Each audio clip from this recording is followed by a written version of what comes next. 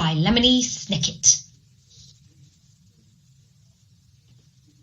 Laszlo was afraid of the dark. The dark lived in the same house as Laszlo, in a big place with a creaky roof, smooth cold windows, and several flights of stairs. Sometimes the dark hid in the cupboard. Sometimes it sat behind the shower curtain. But mostly it spent its time in the basement. All day long the dark would wait in a distant corner, far from the squeaks and rattles of the washing machine, pressed up against some old, damp boxes and a chest of drawers nobody ever opened. At night, of course, the dark went out and spread itself against the windows and doors of Laszlo's house. But in the morning, the dark would be back in the basement where it belonged. Laszlo would peek at the dark every morning. "Hi," he would say. "Hi, dark." Laszlo thought if he visited the dark in the dark's room, maybe the dark wouldn't come and visit him in his room. But one night, it did. "Laszlo," the dark said in the dark. The voice of the dark was as creaky as the roof of the house and as smooth and cold as the windows, and even though the dark was right next to Laszlo, the voice seemed very far away. "What do you want?" asked Laszlo. "I want to show you something," said the dark. "In here?" "No," said the dark. "Here?" "No," said the dark. "Downstairs." "Downstairs?" "Yes," said the dark. In Laszlo's living room was the biggest window in the house. Laszlo looked out at all the dark outside. Above him the roof creaked, and he closed his eyes. Now the dark was all Laszlo could see. No, said the dark again. "Not there. Down here." "In the basement?" asked Laszlo. "Yes," said the dark. Laszlo had never dared come to the dark's room at night. "Come closer," said the dark. Laszlo came closer. "Even closer," said the dark. You might be afraid of the dark, but the dark is not afraid of you. That's why the dark is always close by. The dark peeks round the corner and waits behind the door, and you can see the dark up in the sky almost every night, gazing down at you as you gaze up at the stars. Without a creaky roof, the rain would fall on your bed, and without a smooth, cold window, you could never see outside, and without a flight of stairs, you could never go into the basement where the dark spends its time. Without a cupboard, you would have nowhere to put your shoes, and without a shower curtain, you would splash water all over the bathroom, and without the dark, everything would be light, and you would never know if you needed a light bulb.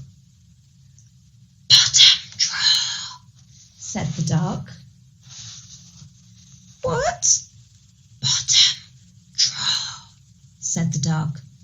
"Open the bottom drawer." Laszlo opened the bottom drawer and found some light bulbs. "Thank you," says Laszlo. "You're welcome," says the dark. By the time Laszlo got back into bed, the dark was no longer in his room, except when he closed his eyes to go to sleep. The next morning, Laszlo visited the dark in the basement. "Hi," he said. "Hi, dark." The dark didn't answer.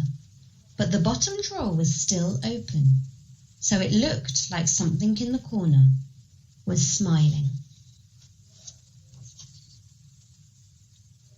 The dog kept on living with Laszlo, but it never bothered him again.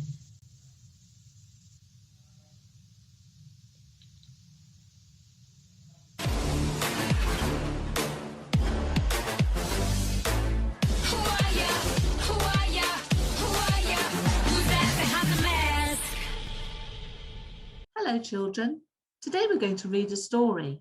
It's called There's No Such Thing as Unicorns by Lucy Rowland and Katie Halford.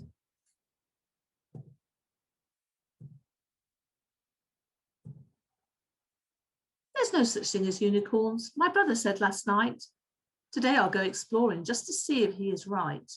I've packed my map, binoculars, there's such a lot to do and so much searching to be done, so could you help me too? There's no such thing as unicorns. The farmer told me so. She has a lot of animals. I guess that she would know. There's no such thing as unicorns. I've searched around the zoo. They must be somewhere hiding as they've disappeared from view. There's no such thing as unicorns. I hunted round the lake. I thought I saw one in the trees. It must be a mistake. There's no such thing as unicorns. I've checked inside the wood. And if they're playing hide and seek, they're really very good. There's no such thing as unicorns. The meadow was quite bare. I saw some wild ponies, but no unicorns were there. There's no such thing as unicorns. The beach had one fat seal, 3 crabs, some shells, a starfish. Maybe unicorns aren't real. There's no such thing as unicorns. Next, trying to be brave, I turned my torch on carefully. Nope, none inside the cave. There's no such thing as unicorns, my teacher said to me. I hunted round the classroom, there were none that I could see. There's no such thing as unicorns. I even tried the park. I searched around the slide and swings until it grew quite dark. Oh, there you are, my brother calls. I've looked all round for you. There's no such thing as unicorns. It must be true. He cuddles me up gently and he tells me it's all right. We make a wish upon a star that's shining through the night. Then on our way back home again, a sparkle in the air, a silver light begins to shine. A unicorn right there. My brother blinks, he rubs his eyes. He thinks we've got it wrong. There are such things as unicorns. I knew it all along. I hope you enjoyed that story, children. And what you'll realise is actually on each page there is a unicorn that you can find and go and look for. So you might want to play this video back and pause it on each page and have a look. See if you can spot the hidden unicorn. See you soon. Bye-bye.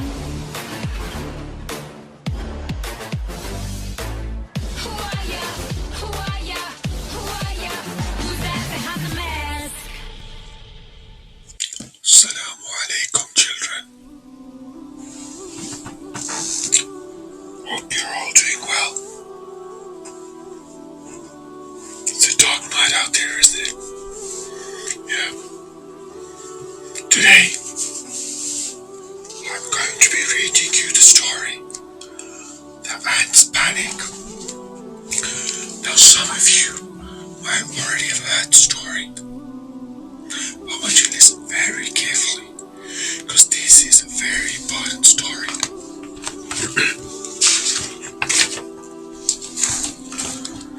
The Prophet Sulaiman alayhi salam was the son of Prophet Dawood alayhi salam. He was a mighty king and ruled Jerusalem. He was given wonderful powers by Allah.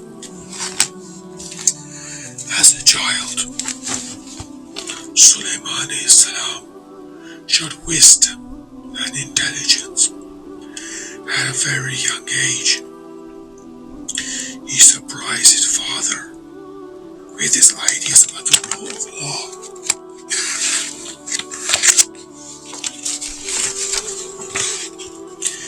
It was when two angry men came to Dawood alayhi salam.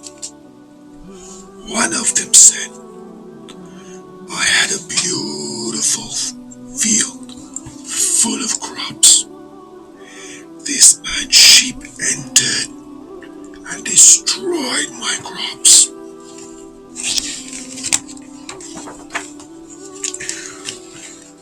Dawood alayhi salam said that the owner of the field was in the right and that he should take the sheep to make up for the loss.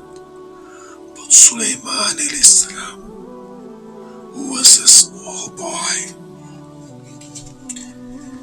gave a better solution to the problem. I would like to suggest, said Sulaiman alayhi salam, that the sheep be given to the owner of the field, who will use the milk and the wool. After a while, when the crops had fully grown, the sheep will be returned to the owner. In this way, Sulaiman alayhi salam showed the difference between what was owned and what could be earned from it.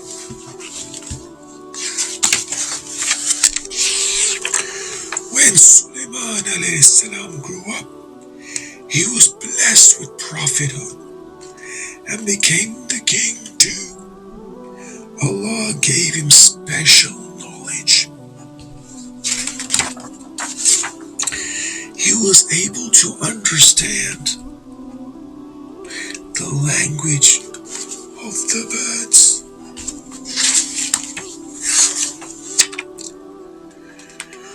By Allah's special favors, he would control the wind. Yes, the wind. He was also able to control jinn. He used to employ them to build whatever he liked. One day, Sulaiman alayhi salam was passing through a valley along with his mighty army. In the valley, there lived a large number of ants.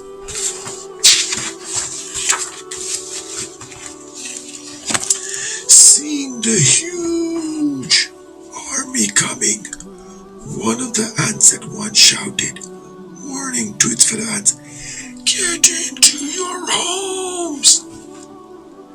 Before Sulaiman and his army tread on you by mistake.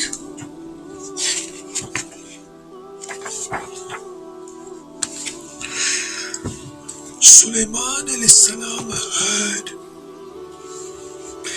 what the ant had said and smiled because of Allah's great boon to him. He was able to understand the language that others could not.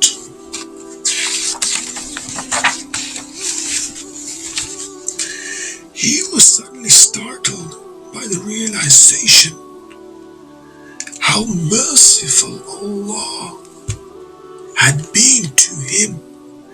He turned to his Lord in praise and prayed and said, "Oh my Lord, make me grateful to you for your favors which you have given me and my parents, and inspire me to do what is right and please you, and through your grace admit me amongst the righteous servants." Now I hope you enjoyed the story, children, and we should be grateful for all Allah has given us. And as being the master reader, my one clue to you is get to see most of you children in the school. So do you know who I am? He is not Batman, that's for sure. Take care. Assalamu alaikum.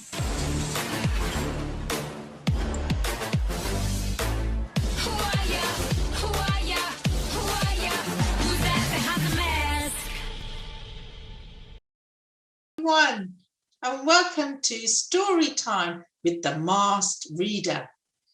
Now, are you ready to listen to my story and guess who I am? Excellent. So this story is called Starry-Eyed Stan. Have you ever heard a starfish sing? I'm not sure if they can. Apart from one young boastful chap, star whose name was Stan. One day he got up on the stage with fans all gathered round, and as he sang they cheered and swooned. Oh, what a gorgeous sound!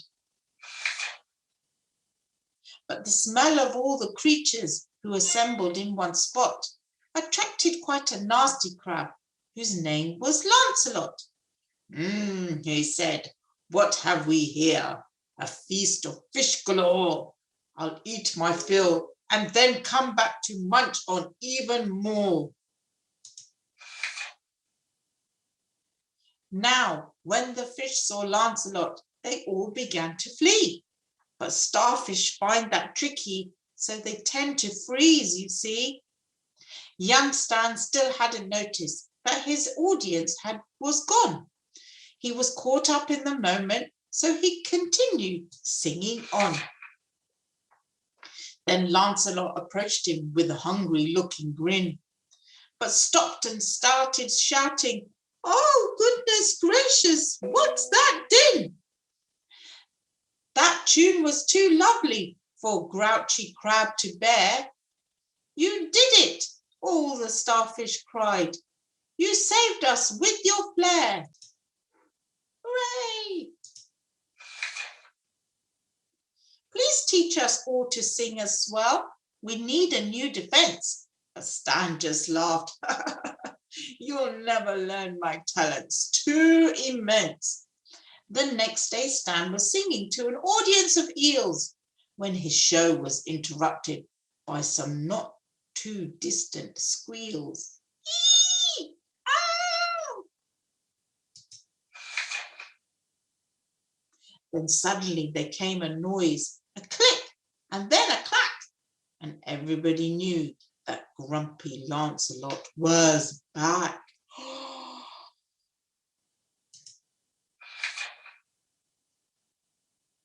Stan stood strong and faced him as he sang with all his might, but Lancelot looked different and seemed far less full of fright.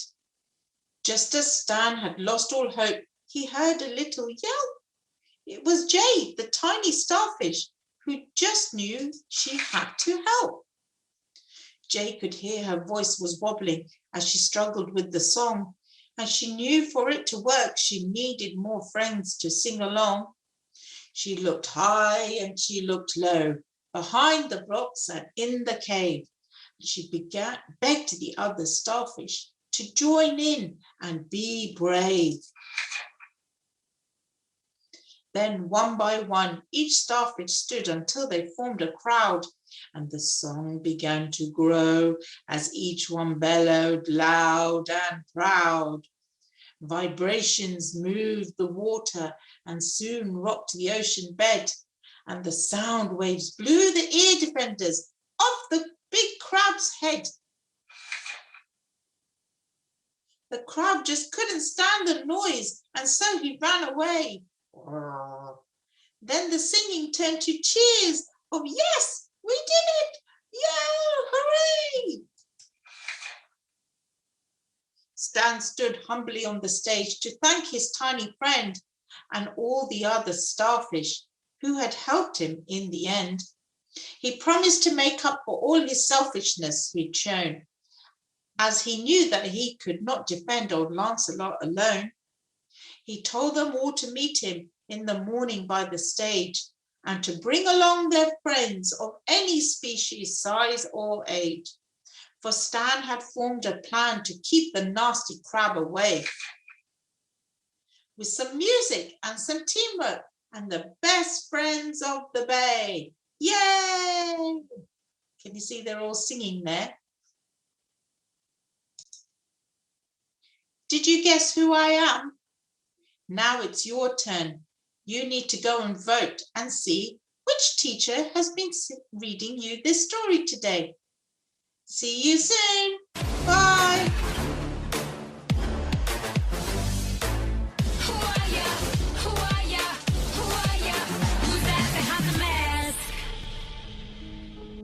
Hello there. I'm going to be telling you a story about a really special fish today. Me? No. It's not about me. It's actually a friend of mine, and he's the bravest fish I've ever known. The Bravest Fish by Matt Buckingham. Far below the waves, a little fish named Stanley lived with his school. They were the brightest, sparkliest fish of the deep, dark sea. One morning, Stanley woke up late. "Hello, it's me," he called to his friends, but the reef was strangely quiet. Suddenly, Stanley remembered that today was the day his school swam to cooler waters for the summer. "Jumping jellyfish," he groaned. He hurried to the meeting point as fast as his fins could carry him. But no one was there. As he looked around, he saw a bright light.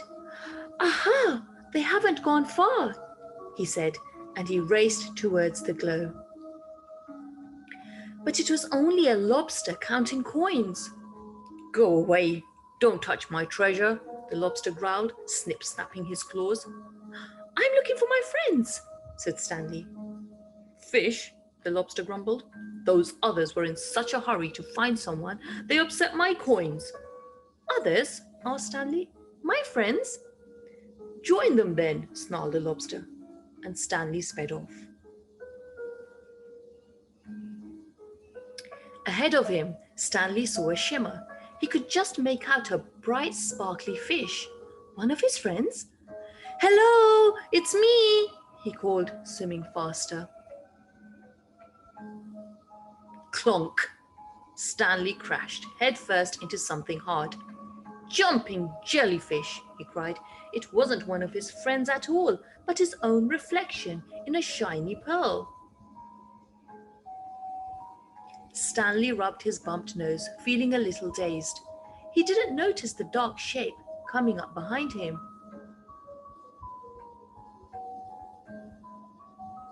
When he turned around, Stanley found himself staring straight into the mouth of a huge shark.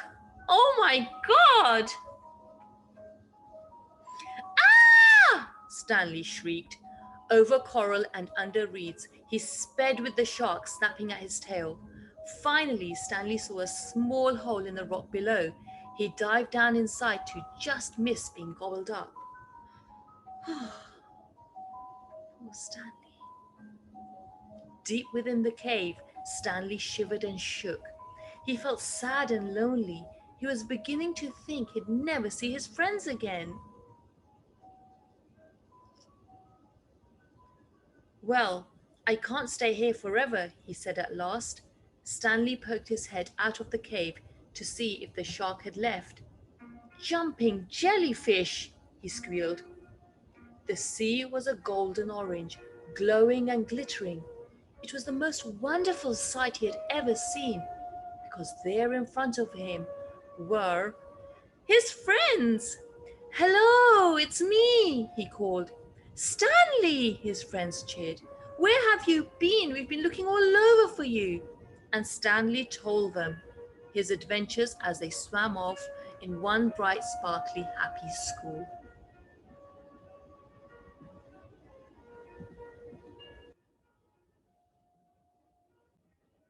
Well, there you have it. Now you know all about Stanley's adventure and how brave he was. It's time for me to swim away and play with Stanley. But before I go, let me ask you, Were you able to guess who I am? All the best with your Who are ya? Who are ya? Who are ya? Who's that behind the mask? Welcome to World Book Day. Can you guess who's reading the story today? Today's story is Pom Pom Gets the Grumps by Sophie Hen. One morning, Pom Pom got out of bed on the wrong side, and then nothing was right. His blankly Timotum couldn't be found anywhere. "Hum," said Pom Pom. His baby brother, Bobo, was playing with his favourite toy. "Hum," said Pom Pom. Pom Pom's mummy sang silly, soppy songs all through breakfast. His cereal was soggy and there was bits in his juice. "Hum," said Pom Pom. Then things went from bad to worse. His toothbrush was too scratchy, his flannel was just freezing, and he couldn't do a thing with his hair. "Hum," said Pom Pom. After all that, it was time to go. Outside, the sun was too sunny, and the birds were too noisy. "Hum," said Pom Pom. "Have a lovely day, dear," said Pom Pom's mummy. "Hum," said Pom Pom. In the playground, everyone was having fun, except Pom Pom. "Fancy a kickabout?" asked Buddy. "No," huffed Pom Pom. "Want to watch ants?" asked Ricardo. "No," grumbled Pom Pom. "Would you like to play catch?" asked Baxter. "No," shouted Pom Pom. "Do you want to go skipping?" asked Scout. "Go away!" yelled Pom Pom. And they did. Oh. Pom Pom didn't feel like shouting anymore. He felt sad and a bit silly. His friends had only tried to be nice. "Oops," said Pom Pom, and off he went to find the others.